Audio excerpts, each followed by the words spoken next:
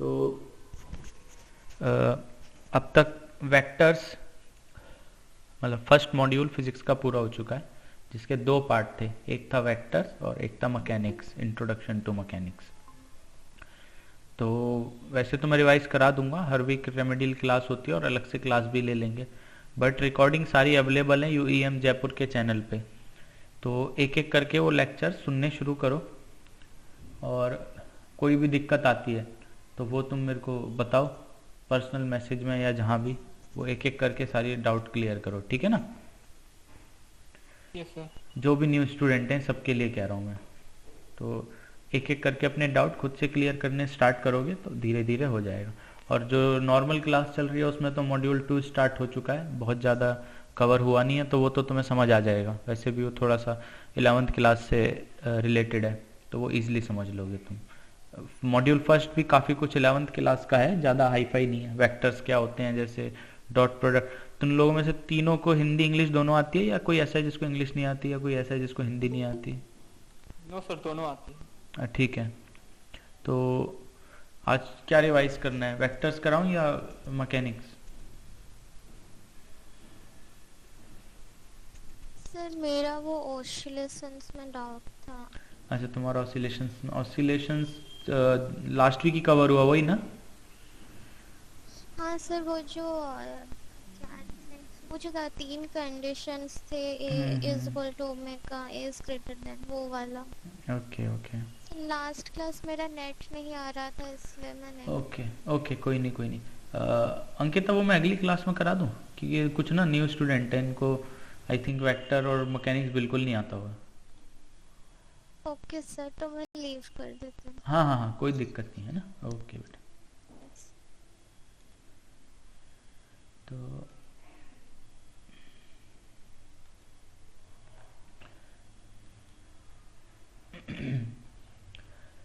तो तीनों में से किस किस को पता है वेक्टर्स क्या होते हैं? What are vectors, what are scalars?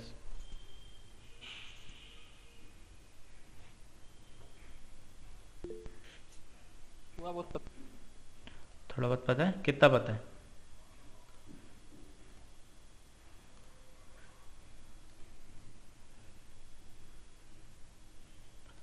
मेरी आवाज आ रही है? मैग्नीट्यूड और डायरेक्शन दोनों हो, वो वेक्टर हो गया, और जिसमें केवल मैग्नीट्यूड है वो स्केलर। बिल्कुल बिल्कुल, यहीं से हमने स्टार्ट किया था। बिल्कुल बेसिक यही हमारा स्टार्टिंग पॉइंट था फिजिक्स लेक्चर का तुम्हारे और सिलेबस का। स्केलर्स क्या होते हैं, वेक्टर्स क्या होते हैं? Scalars quantity which have only magnitude, and vectors quantity which have both magnitude and direction. फिर इसको इस तरीके से हमने बना के दिखाया था। ये पीछे वाला पार्ट टेल होता है and front part is head, this arrow is showing the direction, और इसका जो लेंथ होता है बेसिकली वो मैग्नीट्यूड डिनोट करता है। फिर हमने डिस्कस किया था equality of vectors. Two vectors equal तभी होंगे, two vectors are equal only if they have same magnitude and direction. समझ आ रहा है? अगर उनका मैग्नीट्यूड भी सेम है और डायरेक्शन भी सेम है तभी वो दो वेक्टर्स इक्वल होंगे, नहीं तो वो इक्वल नहीं होंगे। और अगर कोई वेक्टर ऐसा है जिसका मैग्नीट्यूड सेम है और डायरेक्शन अपोजिट है दूसरे वेक्टर के, तो नेगेटिव ऑफ दैट वेक्टर हो जाता है, दैट इज ए, तो उसका नेगेटिव माइनस ए।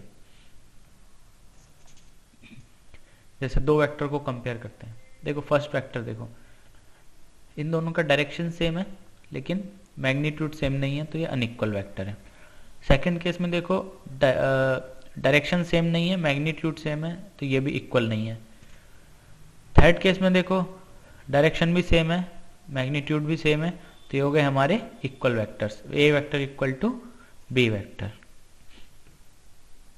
और ये देखो, एक वेक्टर एक डायरेक्शन में, दूसरा बिल्कुल अपोजिट है और मैग्नीट्यूड सेम है, तो ये नेगेटिव हो गया, ए माइनस ए।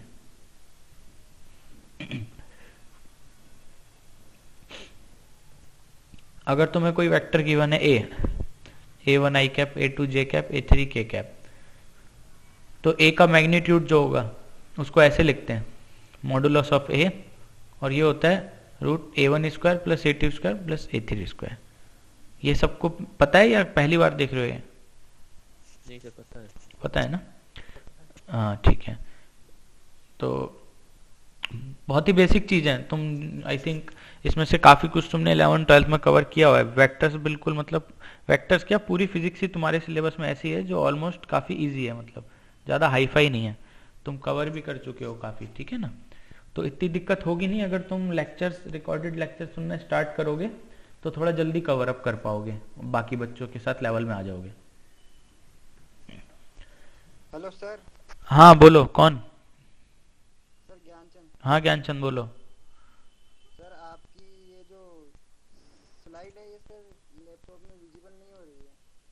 बाकियों को दिख रही है? हाँ सर दिख रहा है। सबको दिख रहा है, तो तुम्हें क्यों नहीं दिख रहा? सर फोन में तो दिख रहा है लेकिन लैपटॉप में विजिबल नहीं है। लैपटॉप में विजिबल नहीं है यार, तो वो तुम अपने लैपटॉप में देखो ठीक से, क्या बाकियों को तो दिख रहा है? क्योंकि इसका मतलब मेरी तरफ से तो सब ठीक है तुम्हारी। सर फोन में दिख रहा है, लैपटॉप में नहीं दिख रहा। हाँ तो वही कह रहा हूँ ना, तो लैपटॉप में तुम को बंद करके फिर से स्टार्ट करके देखो, कुछ दिक्कत होगी, ठीक है? क्योंकि मेरी तरफ से तो सब ठीक है, नेट भी अच्छा है और बाकियों को दिख रहा है, इसका मतलब बाकी सब भी ठीक है। तो what is unit vector? Vector which has a magnitude of 1 unit और सिर्फ डायरेक्शन होता है, मतलब उसका मैग्नीट्यूड 1 होगा चाहे कुछ भी हो जाए, और सिर्फ डायरेक्शन उसमें होता है, तो ऐसे वेक्टर को हम यूनिट वेक्टर कहते हैं। इनका example I cap, J cap, के कैप। आई कैप हो गया हमारा यूनिट वेक्टर एक्स डायरेक्शन में, जे कैप हो गया यूनिट वेक्टर वाई डायरेक्शन में, के कैप हो गया यूनिट वेक्टर जेड डायरेक्शन में। तो जहां भी आई कैप होगा वहां तुम्हें समझ जाना है कि ये एक्स डायरेक्शन की तरफ डिनोट कर रहा है, किसी भी वेक्टर के साथ आई होगा। जे होगा तो तुम्हें समझ जाना है कि ये वाई डायरेक्शन है, के होगा तो समझ जाना है ये जेड डायरेक्शन में।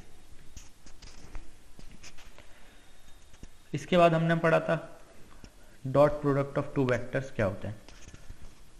आई थिंक 11th क्लास में तुम पढ़ चुके होगे। अगर हम दो वेक्टर लेते हैं, if we have two vectors A and B, A dot B is equal to A B cos phi. In this phi is the angle between A and B, phi A और B के बीच का angle है। और ये product scalar होता है, दो vector के बीच में होता है लेकिन रिजल्ट स्केलर होता है, ठीक है? The dot product of two vector is a scalar quantity. अब प्रॉपर्टीज की बात करते हैं। तुम चाहे ए डॉट बी कैलकुलेट करो चाहे बी डॉट ए कैलकुलेट करो, इक्वल आएगा क्योंकि इट्स ए स्केलर। अब अगर आई डॉट जे या जे डॉट के या के डॉट आई करते हैं तो ये जीरो आएगा। ये बता सकते हैं कोई क्यों जीरो आता है? What is the reason behind this zero?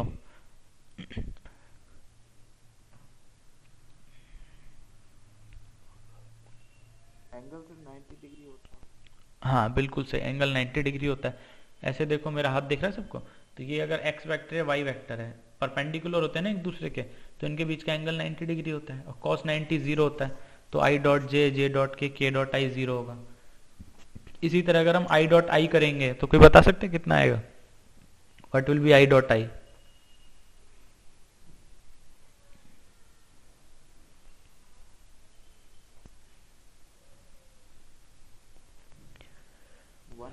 One. क्यों? क्योंकि दोनों के बीच का एंगल जीरो होता है, तो cos जीरो 1 होता है। ये देखो, आई डॉट आई, जे डॉट जे, के डॉट के इज इक्वल टू 1। किसने आंसर दिया था 1? ओके। तो अब मान लो we have two vectors, a is equal to a1i plus a2j plus a3k plus and b vector b1i plus b2j b3k। Now we have to calculate a dot b। हमको a dot b निकालना है। तो देखो आई वाला dot होता है क्योंकि आई dot आई 1 होता है, आई डॉट जे 0 हो जाता है, तो आई और जे वाला टर्म आता ही नहीं है। So I with dot with I, so a1 b1 plus a2 b2 plus a3 b3। तो a डॉट b आ गया a1 b1 plus a2 b2 plus a3 b3। Do all of you have these notes? ये vector के notes सबको मिल चुके हैं कि नहीं?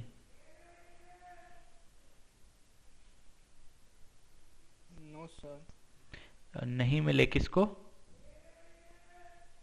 कुणाल कुमार। कुणाल। अच्छा, तुम्हारी आज फर्स्ट क्लास है ना?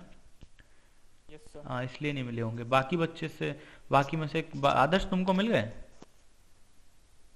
हाँ सर मेरे को मिल गए। ज्ञानचंद तुम्हें भी मिल गए ना?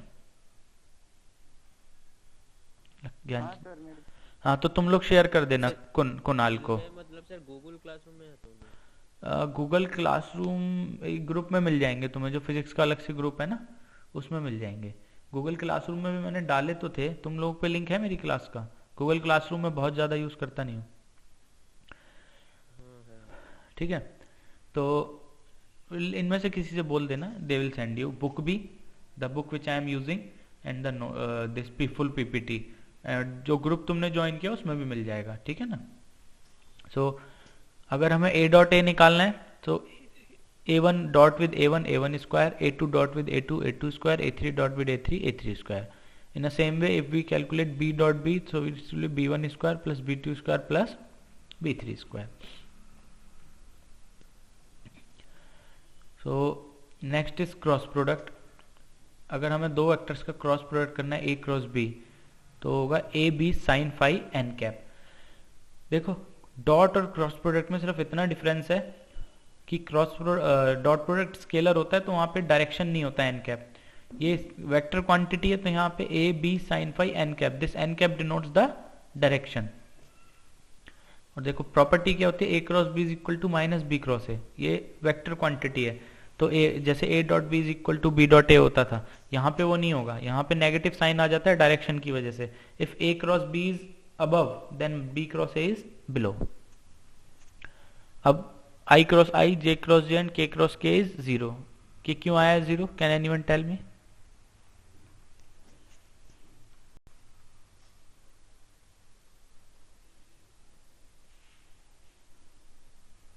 साइन थीटा में 0 degree.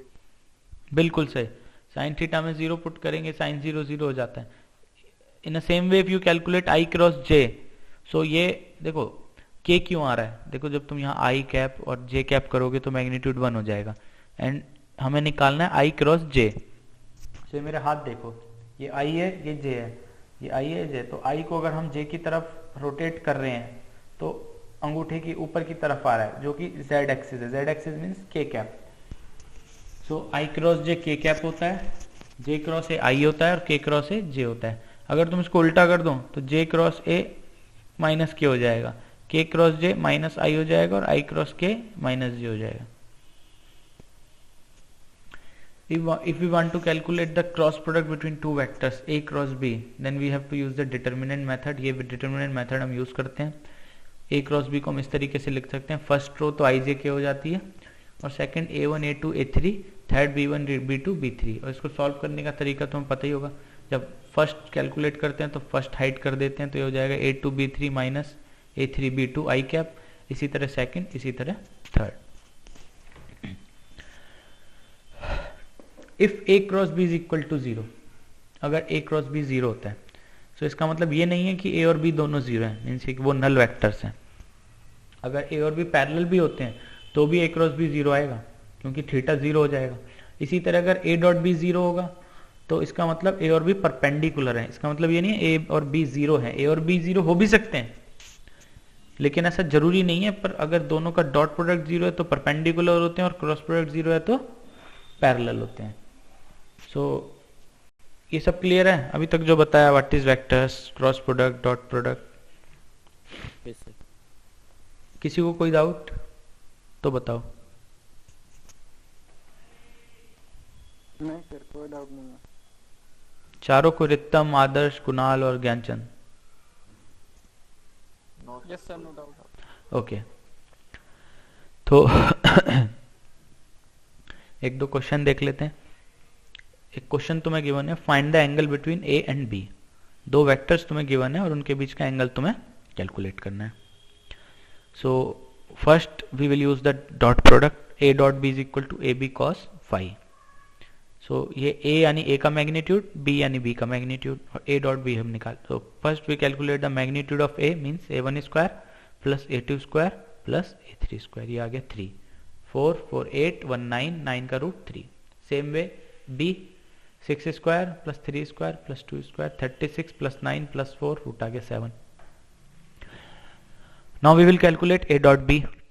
a dot b means i dot i 6 2 12, j dot j 2 into minus 3, k dot k minus 1 into 2. This will come out to be 12 -6 -2 I think 12 -6 6 में 4 I think it will be 4.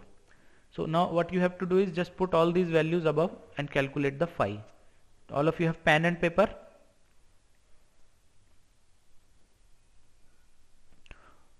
Do all of you have pen and copy or pen and paper? Yes sir. चलो करो calculate जल्दी से, ये सारी values put करो और phi calculate करके बताओ मेरे को कितना आ रहा है.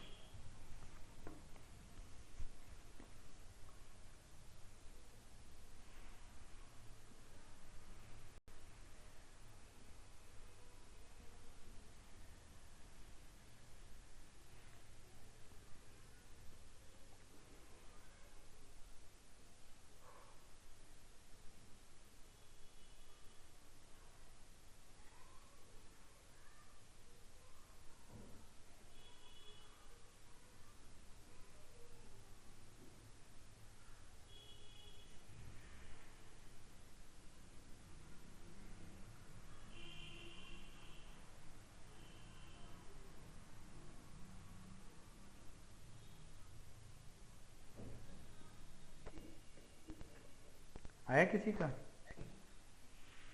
Yes sir. How much? Sir phi equal to cos inverse हाँ आगे 4/21. ओके. और किसी का?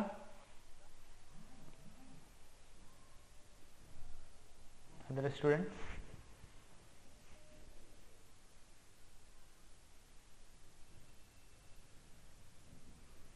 किसका आया ये?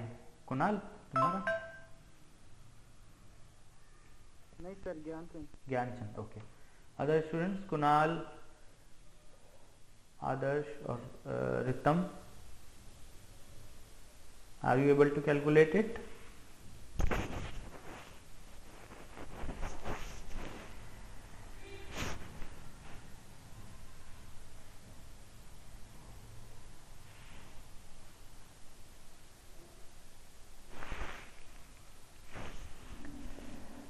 आदर्श, कुणाल, रितम कर पा रहे हो क्वेश्चन?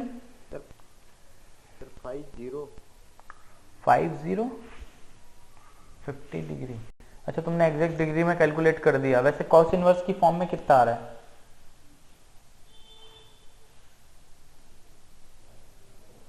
सर वो चेक नहीं किया. अरे तो 50 डिग्री कैसे निकाला?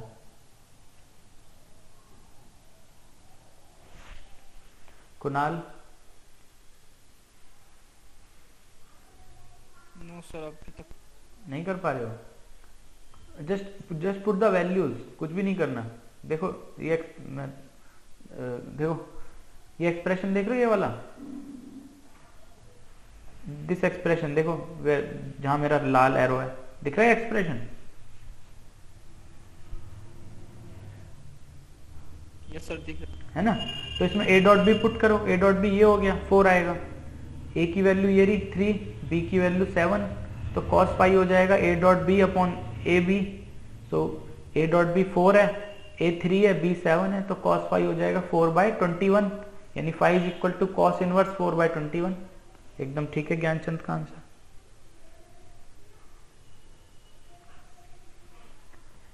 अभी समझ आया? घबराओ मत तुम, नहीं समझ आ रहा तो बोलो, फिर से बताएंगे. बट डोंट टेक टेंशन, और घबराने की जरूरत नहीं है. धीरे धीरे सीखोगे तो कवर कर लोगे. बताओ कुणाल, आदर्श?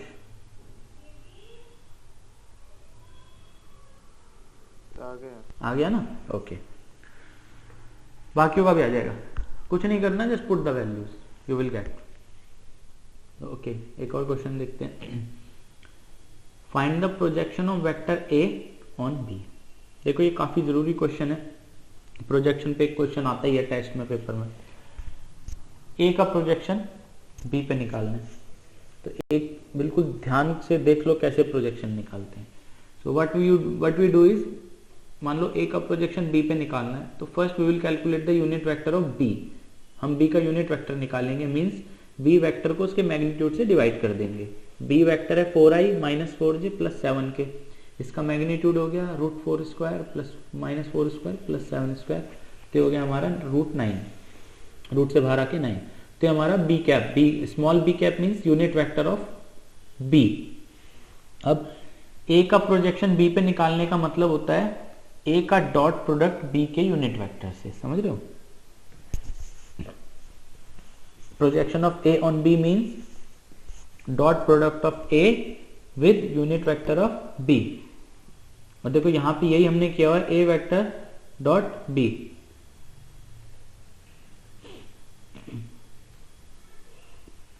देख रहे हो, A vector dot B cap. So ये रहा A vector, this is A vector and this is B cap. दोनों का डॉट प्रोडक्ट करो और चेक करके देखो 19/9 आ रहा है कि नहीं आ रहा है। मेरा 19/9 आया था तो मैंने डायरेक्ट आंसर लिख दिया।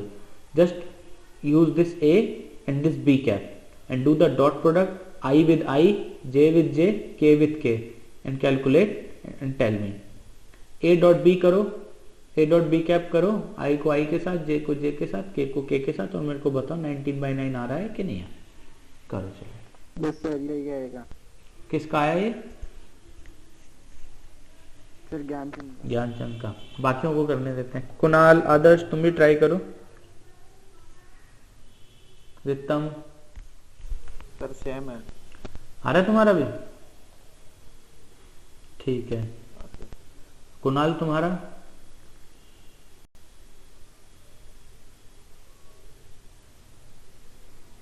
नो। ट्राई करो, देखो एक बार करके देखो। रितम तुम्हारा? से मेरा हो गया। हो गया? अच्छा 19/9 आया। आया, ठीक है। और सुरेंद्र तुम तो काफी दिन बाद क्लास में आए।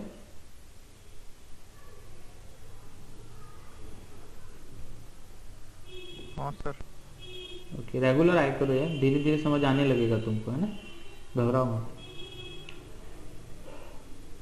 Okay sir. और इस क्लास की अटेंडेंस मैं अगली क्लास के साथ ही दूंगा। जो रेगुलर क्लास होती है ना, उसके साथ ही रेमेडियल क्लास की अटेंडेंस दूंगा। उसका जो टेस्ट तुम दोगे उससे मैं दोनों की अटेंडेंस मार्क कर दूंगा, ठीक है ना? हाँ कुणाल तुम्हारा भी हो गया?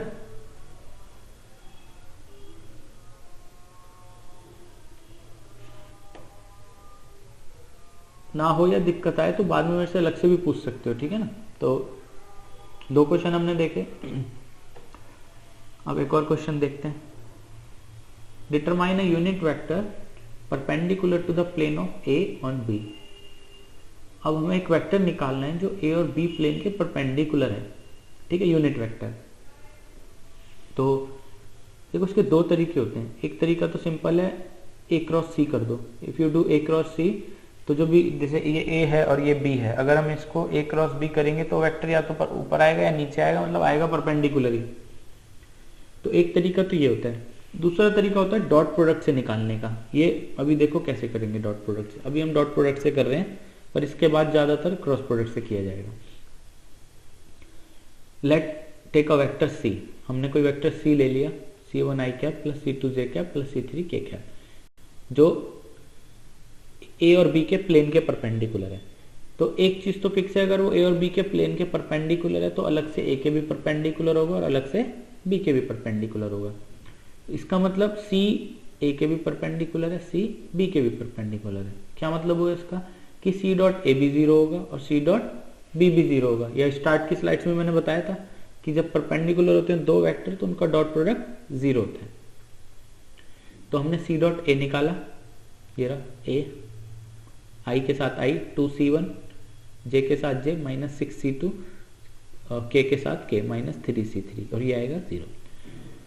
इसी तरह हमने सी डॉट बी निकाला, आई के साथ आई 4c1, जे के साथ j 3c2 minus c3 is equal to 0। अब हम पे 2 इक्वेशन आ गई, c1 c2 c3। अब हमें करना क्या है, इनको सॉल्व करेंगे और c1 और c2 को c3 की फॉर्म में ले आएंगे। तो c1 आ जाएगा c3/2 और c2 आ जाएगा माइनस c3/3। अब इसको अगर हम इस इक्वेशन में पुट कर देंगे तो यहाँ तीनों से c3 कॉमन आ जाएगा। ये हो जाएगा i cap minus j cap plus k cap.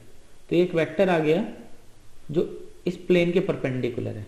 अब क्वेश्चन ये इसमें c3 है, c3 हमको चाहिए नहीं।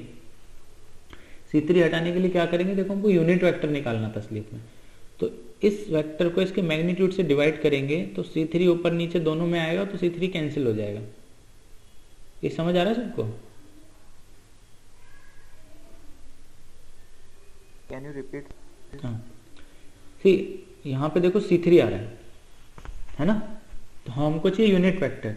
ये यूनिट वेक्टर मीन्स इस वेक्टर को इसके मैग्नीट्यूड से डिवाइड करेंगे।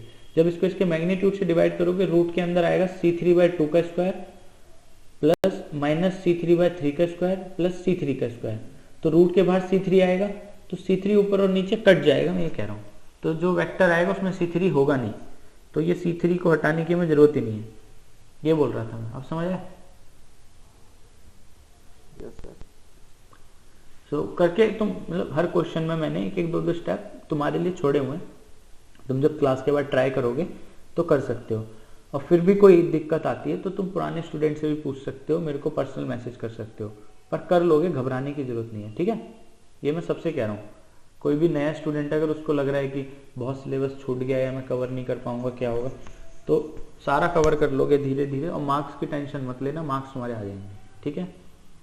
तुम फिजिक्स के सारे बच्चों के मार्क्स देखो, सबके अच्छे हैं, किसी खराब मार्क्स नहीं है, तुम लोगों के भी अच्छे हैं। तो इस क्वेश्चन में किसी को डाउट? No sir. ओके, तो आगे बढ़ते हैं। अब हम चेक करते हैं क्रॉस प्रोडक्ट कैसे निकालेंगे। If we have vector A and B, A और बी दो वेक्टर हैं, 2i - 3j - k, i + 4j - 2k। हमें डिटर्मिनेंट मेथड से निकालना है, तो ए क्रॉस बी बनाएंगे। तो पहली रो i j के, दूसरी रो ए वेक्टर की होती है, तीसरी बी वेक्टर की होती है, ये आ गया। अब देखो करते क्या है, जब i कंपोनेंट निकाल रहे हैं तो i वाला दोनों रो हाइड कर देंगे और जो बचेगा वो डिटर्मिनेंट लिख लेंगे। तो ये हो गया i कैप, और ये आ गया -3 -1 4 और -2, देखो ये रहा। फिर प्लस, यहाँ पे एक्चुअली में माइनस आता है, प्लस माइनस प्लस, तो यहाँ माइनस आएगा, मैंने गलती से प्लस कर दिया। फिर j वाले के लिए सेकंड वाला छुपा दो, फर्स्ट और सेकंड, तो हो जाएगा 2 - 1 1 -2, 2 - 1 1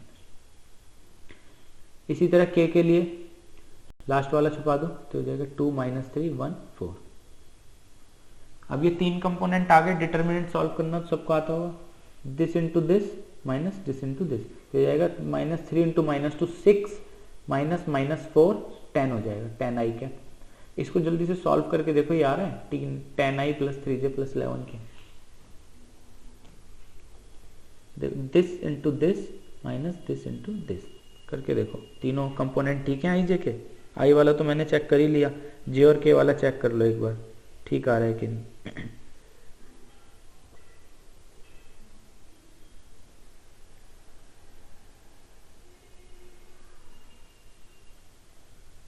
यस सर। किसका आया? यस सर, मेरा भी है। आदर्श और सरितम। वित्तम और किसी का मेरा आया? भी आ गया सर, सही है। ज्ञानचंद? नहीं सर, कुणाल कुमार। कुणाल, अच्छा हाँ कुणाल, तुम्हारी आवाज चली गई थी। अब कर पा रहे हो क्वेश्चन? Yes sir. घबराने? मेरा नहीं आ रहा है। कौन? ज्ञानचंद। ज्ञानचंद का नहीं आ रहा, कहाँ दिक्कत आ रही है बताओ, कौन सा कंपोनेंट नहीं आ रहा? सर मेरे ना ये +3j है ना, इसकी जगह -3j आ रहे हैं। -3j आ रहा है, एक सेकंड चेक। -3 कहाँ से बाहर आएगा देखो भाई? प्लस है। ये बाहर तुम माइनस कर दो, ये बहन मैंने बाहर गलती से प्लस लगा रखा है ना, इसको माइनस कर दो, तब आ जाएगा। हाँ, फिर हो जाएगा। हाँ फिर हो जाएगा, ठीक है ना, वो मैंने गलती से प्लस कर दिया है, पर जब मैट्रिक्स डिटर्मिनेंट सॉल्व करते हैं तो प्लस माइनस प्लस होता है, अगर इसके आगे एक और होता तो फिर माइनस हो जाता है, ठीक है। अच्छा अब एक काम करो सारे, ये मैंने a क्रॉस b निकाला था, b क्रॉस a निकाल के देखो एक बार क्या आता है।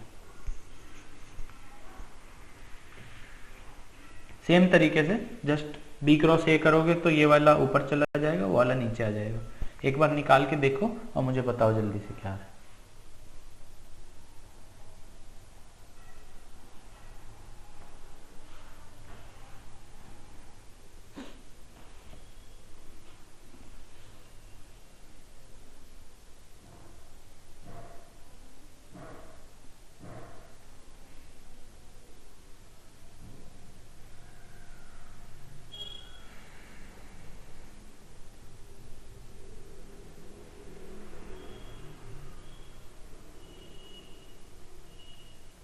सर आई -10 आया। और जे? सर चेक कर रहा हूँ मैं। हाँ हाँ कोई नहीं, आराम से करो, एकदम ध्यान से क्वेश्चन सर कर। -10 आई, हाँ सर -3 -3 और -11 आया। हाँ, यानी इसका बिल्कुल नेगेटिव आ गया। Yes sir. Yes sir. क्या पता चला इससे? स्टार्ट में मैंने शुरू की 1-2 स्लाइड में बताया था ना कि बी क्रॉस ए जब करेंगे तो ए क्रॉस बी के इक्वल नहीं आएगा, हमेशा नेगेटिव आएगा, है ना? यही बताया था ना? हाँ सर। Yes sir. आ गया ना नेगेटिव? Yes sir. तो वो प्रॉपर्टी भी हमारी वेरीफाई हो गई कि b cross a is equal to minus a cross b. सबका आ गया ना ये?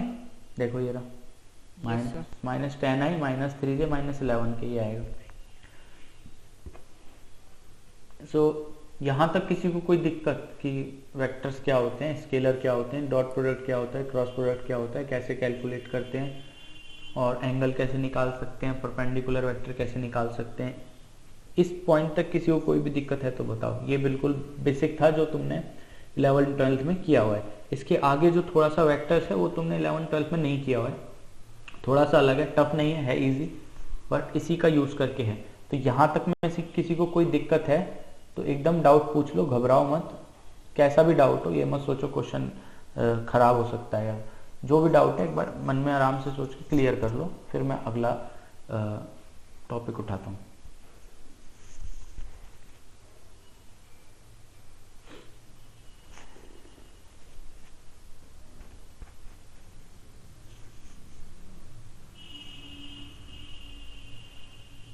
सर वो जो पहले वाला क्वेश्चन किए थे ना उसको सॉल्व कर सकते हैं पूरी तरह से? अच्छा, ये वाला कह रहे हो? Yes sir. अच्छा कुणाल, तुम पूछ रहे हो क्या? सर अच्छा, अभी तो सॉल्यूशन मतलब क्योंकि लिख तो मैं सकता नहीं हूँ, बट रुको कुछ करते हैं, जैम बोर्ड शेयर करके करने की कोशिश करते हैं इसको।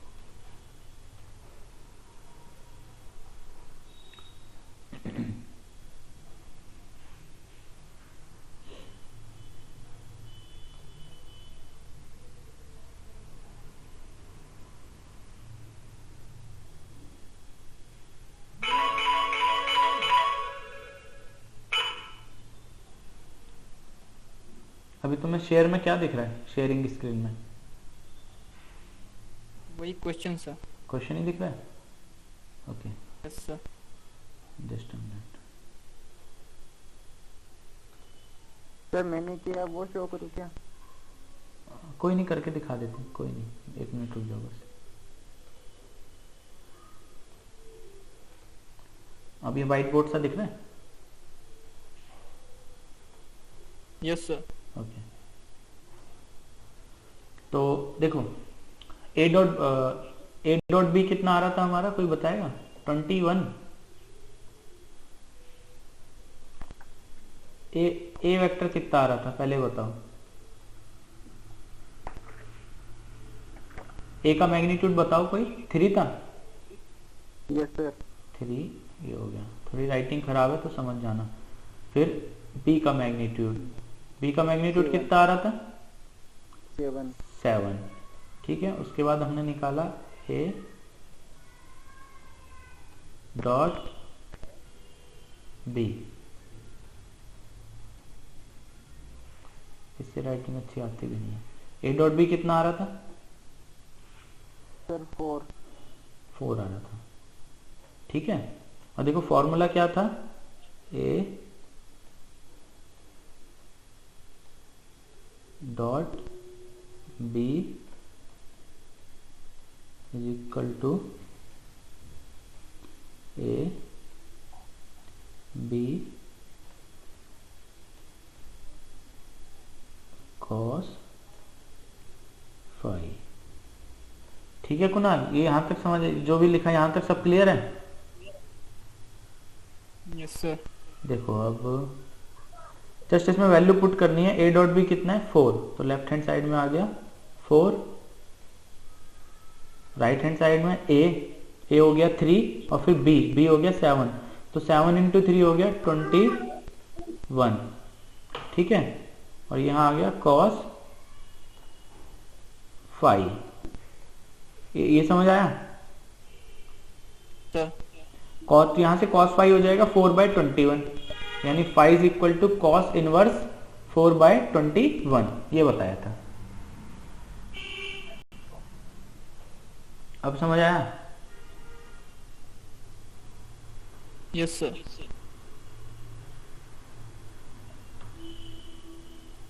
कुणाल तुम्हें दिक्कत थी, अब आ गया समझ? यस सर आ गया। अभी कोई दिक्कत तो नहीं? No sir. ठीक है।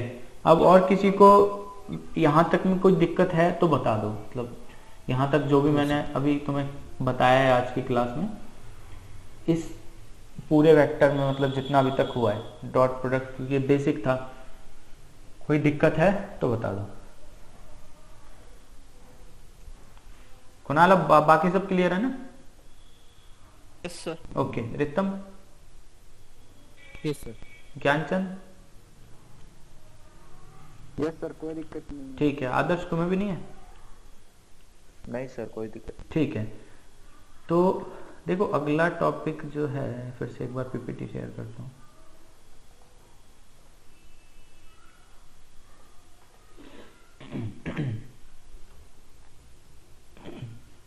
ये थोड़ा नया है तुम्हारे लिए, तो सिर्फ ऑपरेटर ही पढ़ाऊंगा आज, फिर अगली क्लास में आगे बढ़ेंगे।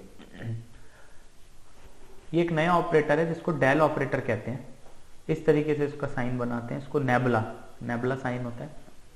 और इस असलियत में होता है क्या है, ये पार्शियल डेरिवेटिव होता है। ये जो साइन है, तुमने अभी तक फुल डेरिवेटिव पढ़ा होगा जिसमें डी लिखते थे, d/dx। ये अलग तरीके का साइन है डी से, तो इसको पार्शियल डेरिवेटिव में यूज करते हैं। ये हो गया del/del x i cap plus del/del y j cap plus del/del z k cap.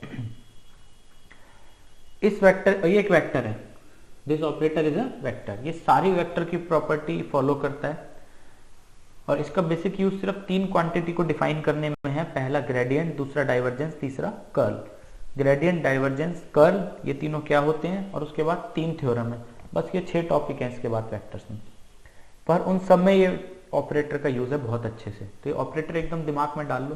देखो पार्शियल डेरिवेटिव और नॉर्मल डेरिवेटिव में अंतर सिर्फ इतना होता है कि जब नॉर्मल डेरिवेटिव एक्ट करता है तो वो सब पे एक्ट करता है, पर पार्शियल डेरिवेटिव जैसे x का अगर पार्शियल डेरिवेटिव तो सिर्फ x पे ऑपरेट करेगा, बाकी सबको कांस्टेंट माना जाएगा। मान लो अगर हम del/del x करते हैं 6x² y का, तो उसमें 6 और y का कुछ नहीं होगा, they will be as it is, सिर्फ x² का डेरिवेटिव होगा x के रेस्पेक्ट में। अगर y करते हैं तो y वाला करेगा, और अगर उसमें y z है ही नहीं तो z के रेस्पेक्ट में उसका 0 हो जाएगा। ये डिफरेंस होता है पार्शियल डेरिवेटिव और नॉर्मल डेरिवेटिव में। तो ऑपरेटर समझ आया? Yes sir. किसी को भी कोई दिक्कत तो नहीं इस ऑपरेटर में? हाँ सर। ठीक है, आज की क्लास में यहीं रोक रहा हूँ, फिर मिलेंगे 2 बजे अपनी नॉर्मल रेगुलर क्लास में। इसकी अटेंडेंस में तुम्हें अभी बता रहा हूँ, अगली क्लास में दे दूंगा, तो अगली जरूर अटेंड कर लेना, उसका टेस्ट जरूर दे देना। और यस सर। है ना? तो ओके सर। कोई डाउट तो नहीं है तो पूछ लो लास्ट टाइम, नहीं तो फिर मैं क्लास रोक दूंगा। नहीं है ना डाउट? No sir. ठीक नहीं है, सर, कोई डाउट नहीं है। ओके। चलो फिर 2 बजे मिलते हैं, ठीक है ना? वेट करना है वेट कर लो, लीव करना है लीव कर लो।